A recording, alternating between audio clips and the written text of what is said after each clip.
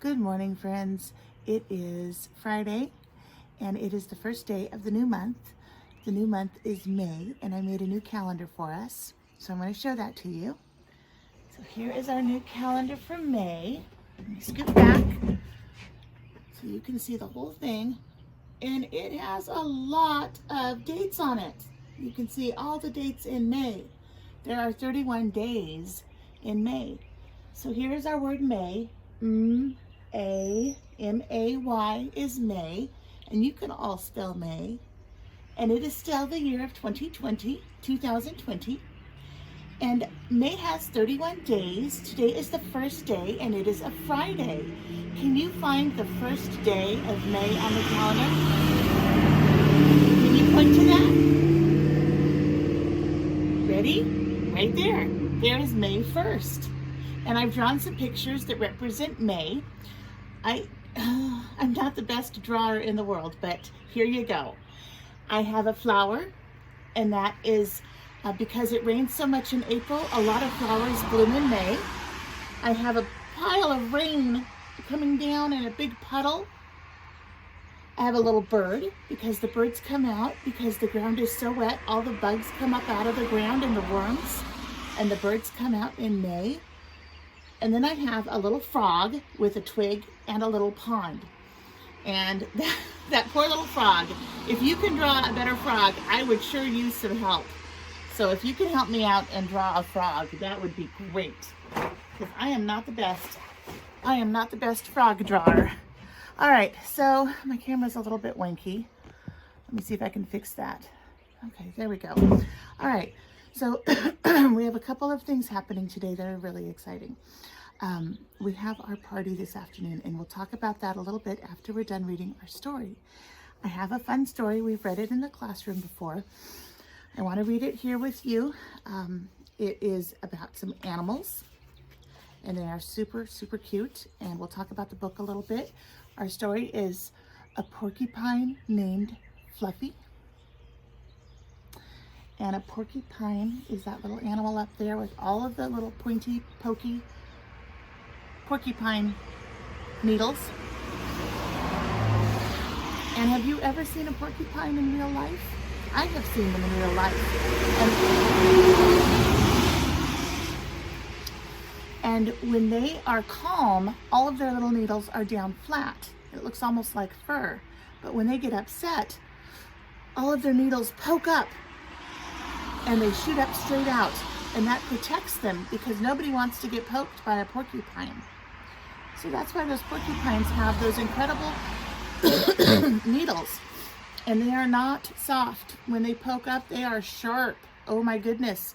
So this story has a funny little title. The title, or the name of the book, is A Porcupine Named Fluffy. There's nothing fluffy about a porcupine, so let's find out what's going on inside the story. Now I noticed this book has a jacket. You see the jacket on the book? We're going to check out the cover, and we're going to see if the cover is different than the jacket or if it's the same. Ready? The cover is different than the jacket.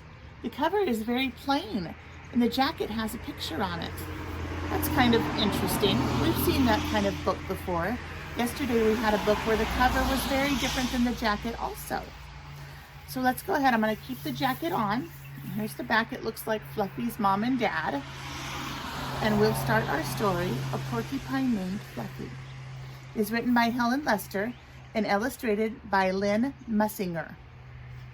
The illustrator draws the pictures, and the person that writes it is called the author. You know that though, don't you? I could have asked you that. You would have told me. So here we go. A Porcupine Named Fluffy. When Mr. and Mrs. Porcupine had their first child, they were delighted. He just needed a name.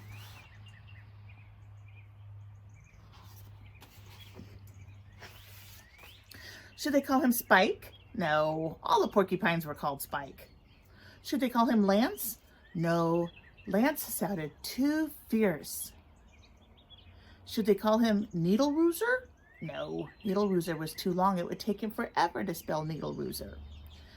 Prickles? Pokey? Quillian? Then they had an idea. Let's call him Fluffy. Fluffy's a beautiful name. So Fluffy it was.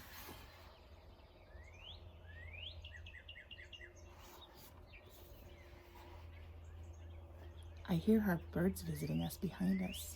They're in the bushes. But soon there came a time when Fluffy began to doubt that he was Fluffy. He first became suspicious when he backed into a door and he stuck to it. That was not a Fluffy thing to do.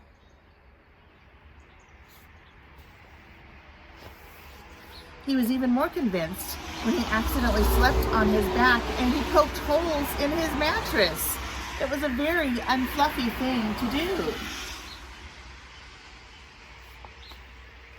When he tried to carry an umbrella, he knew the truth without a doubt. He definitely was not Fluffy.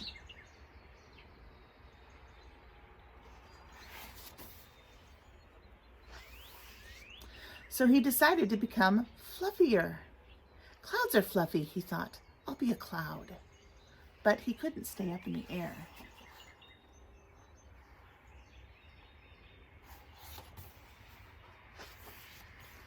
I know, pillows are fluffy. I'll be a pillow. But when his mother sat on him, she was not happy. Ouch. He tried to soak in a bubble bath for 45 minutes, but he did not become fluffy. He just got soggy.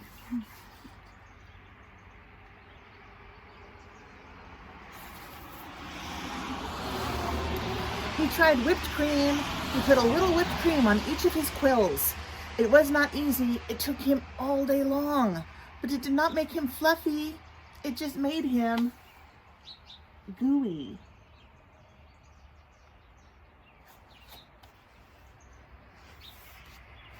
He ate a lot of fluffy marshmallows. He rolled in shaving cream. He tried to become a bunny.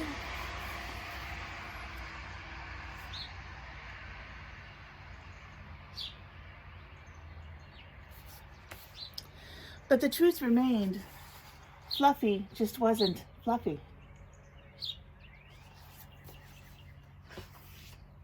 One afternoon, Fluffy set out for a walk, trying to think of ways to become fluffy. Before long, he met a very large rhinoceros.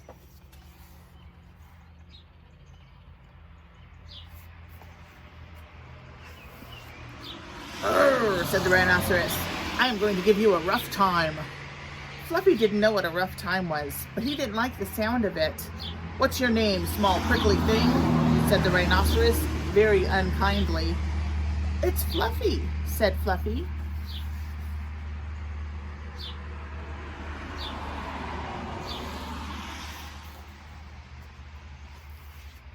The rhinoceros smiled. He giggled. He laughed out loud. He rolled on the ground. He jiggled and he slapped his knee. He roared with laughter. "A porcupine named Fluffy?" howled the rhinoceros. He thought it was pretty funny.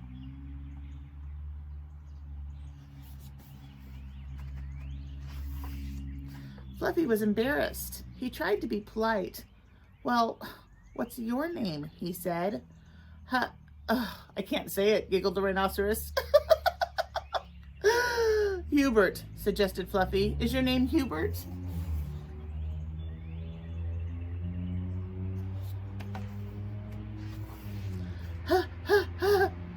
"Oh, help, I just can't say it. I'm laughing so hard," said the rhinoceros. "Is it Harold? Is it Herman?" asked Fluffy. He was trying to be nice. "No," gasped the rhinoceros. "It's Hippo."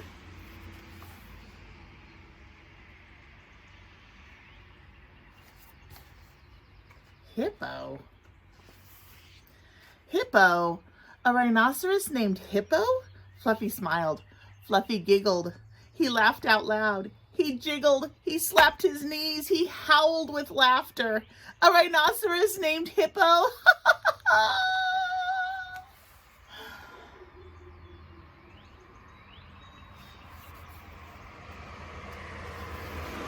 A porcupine named Fluffy and a rhinoceros named Hippo. It was almost more than they could stand. Hippo and Fluffy rolled around giggling and laughing until tears came to their eyes. And at last they lay on the ground exhausted. From that time on, they were best friends.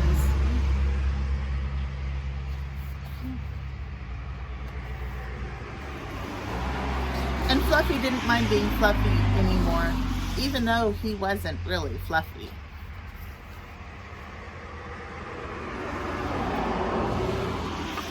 And that is the end of our story. The Porcupine Named Fluffy. Pretty cute story. I like that one. So let's talk about our party. You ready? Let's do it. Party! We're going to have a really fun afternoon today. At 3 o'clock, we're going to have a Zoom meeting. And in our meeting, we are going to dress like our favorite superheroes. So let's talk a little bit about what a superhero is. Now, we all know the superheroes in the TV shows and in the movies. There's Wonder Woman and Superman and Spider-Man and Captain America. There's so many wonderful superheroes. I love them so much, and you know that because we had them in our classroom also on my desk. We had all those little Lego figures and the pop figures. But there's another kind of superhero. Not everybody likes the superheroes that we like. Some people think of other kinds of superheroes, and that's what I want to talk about. So I don't have a superhero costume. I'm going to have to make something or think of something. I have some superhero t-shirts, but not a costume. But my favorite superheroes aren't the ones in the movies. My favorite superheroes are the ones in real life. And the people that I think of superheroes are people that are kind, that change things for other people, people that help other people. Policemen are superheroes. Every day they go out and they fight crime and they help people and they're kind to children. Firemen are superheroes. Can you imagine fighting a fire? That would be so scary for me to do, but a fireman can do it. He's a superhero. Only a hero could really fight a fire. Only a hero could fight crime. And if you think about doctors and nurses, people in the hospitals that make us better, that do surgery, that heal us, that fix our broken legs or our broken arms, those people are superheroes. They help other people. They make a difference to those people. That to me is a superhero. Even some of our teachers in the school, Mrs. Burks runs the whole school. She is a superhero. She is one of my superheroes. So there are different kinds of superheroes.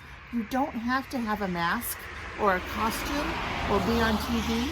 If you want to be another kind of superhero, you can come as any kind of superhero you want to. You can come as a fireman or a doctor. You can come as a cowboy. Cowboys are superheroes. They're awesome. They ride horses and they rustle cattle and they make sure that we have good food, good meat to eat. What else could be a superhero? My mom is my superhero. She's my favorite person. I love her so much. She took care of me when I was little, and she loves me so much, and I can call her and talk to her anytime I want to. She's my superhero also. I have a lot of superheroes. I like some of the superheroes on TV, and I like some of the superheroes in real life. So I want you to dress as your favorite superhero, and it can be anything you want, anyone you want. But I'm going to ask you a question when I see you in our meeting. I'm going to ask you, who are you dressed as, and why are they your superhero? And so you'll have to be able to answer those questions. That's what I want to know. I'm also going to ask you a question about color in nature and about the way colors are made. So be ready for those questions. And also, I remember last week,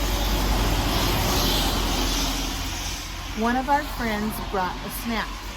Now, if you would like to bring a snack, or I'm sorry, one of our friends wanted to bring a snack.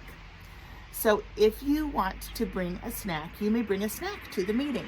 It doesn't mean that everyone can share it, but we can talk about what you brought and why it's your favorite snack. So there's a lot going on. We'll have a big meeting. It'll be super fancy. It'll be super fun. and I hope that all of you can come. I will see you at 3 o'clock. I'll talk to you later. Bye.